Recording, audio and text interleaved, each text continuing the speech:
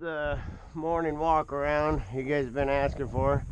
This is our transmissions down here, and so I have to get in a cab to show you how we go from yard to mode. But so to make the yard work, it just kicks the tracks out, and this is a big chain there, and that's what makes the drum sets work. It's just your typical Wichita water brakes and your typical frictions.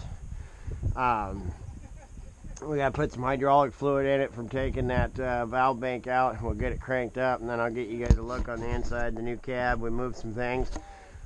We are putting an air ride seat in it, a couple other.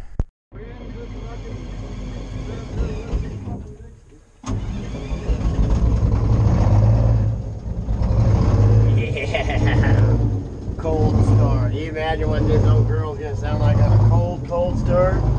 Look at the room here. Got the heater moved, our chime box, got a new window. Wow, there's a lot of room.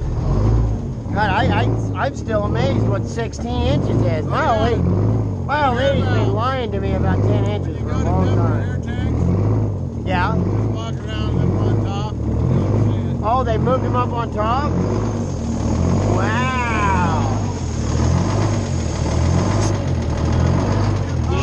They got them on air hoses so they don't hit you.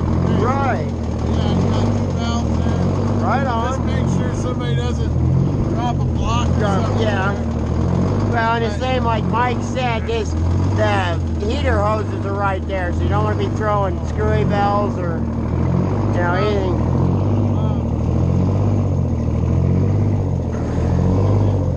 Oh, it's still a pretty small cab. They got they got an air ride seat coming, so it's gonna be able, so you'll be able to move it back and forth. They color coded the guidelines. Blue is this side, orange is that side, yellow is center. And this one here is the tube up and down. And this is the seat. I gotta get in.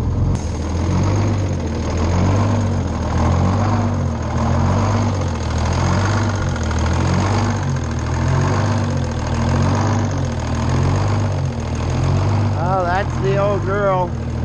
When you're ready to move, that thing comes down, and then that piece in there lays in, and it sets straight up. And then you have to put it on a lowboy sideways. So instead of your tracks going up over the lowboy you normally would, you got to build a ramp and come up on the lowboy sideways so that this lays out the back. It's kind of a bitch to put on a lowboy.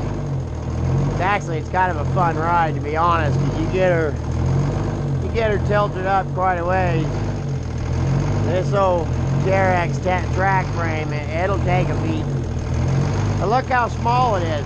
That's only I think a 21-foot track frame. You can put that thing just about anywhere. That's pretty much what the drum set looks like. Skid lines go all back skyline. Just spooling the skid line on real quick. I'm not too worried about that because it's going to come right back off. We messed up clear down here. Okay, looks good, Mikey. Put her on.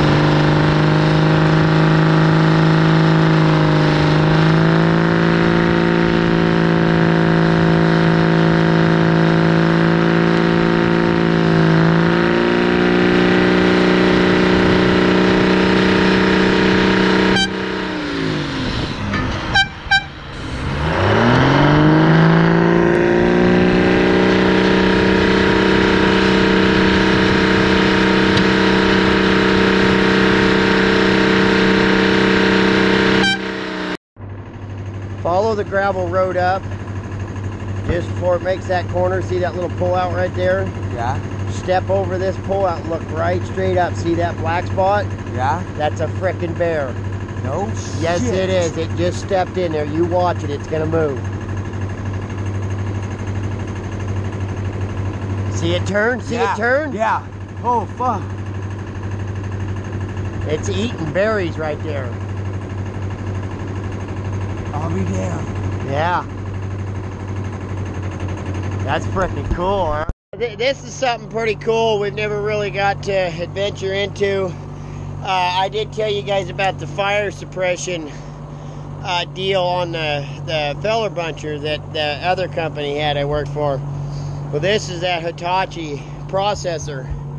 And here's the fire suppression system in it. And that's the same thing. Pull that, pop the pin, and that way encase the inside of this thing. Because there is, I mean, no matter what you do, how many times you clean it, you get a lot of needles, hydraulic oil, grease, all that stuff.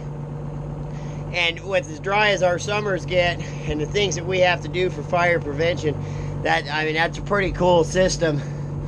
Plus, you know, if you're working on and as fire season comes, we'll go more into it. But if you're working, even like this ground we're working on right now, and I haven't got permission to say the name, so I'm not going to. But if you start a fire and you don't do everything you can to try to get it out, then you are absolutely liable for every dollar that it costs them to get the fire out and every dollar that they would lose on further production of it. So by having this system in place, having your fire trucks, your piss cans, your fire prevention program and all that, you are doing everything that you can do so that if a fire does start, to get it out. Most of us know that if a machine like this catches on fire in the brush, that it's going to be pretty catastrophic by the time they get it out. So you better do everything you can, or else you might as well just pack it up, file bankruptcy, and that still ain't going to do you any good. They're going to come after you for the rest of your life. You have to make the steps now to prevent. Same with safety. You have to make the steps now to save people's lives, and the same with fire prevention. Is that, you know, one of these hillsides, you know, something like this that they just finished, if it, middle of summer, if this started on fire, by the time they got it out, it could go thousands and thousands of acres, and it could, you know, it could run up over into state ground, BLM, Forest Service, or somebody else's ground, and you're liable for every bit of that. So these fire suppression systems, they're pretty cool.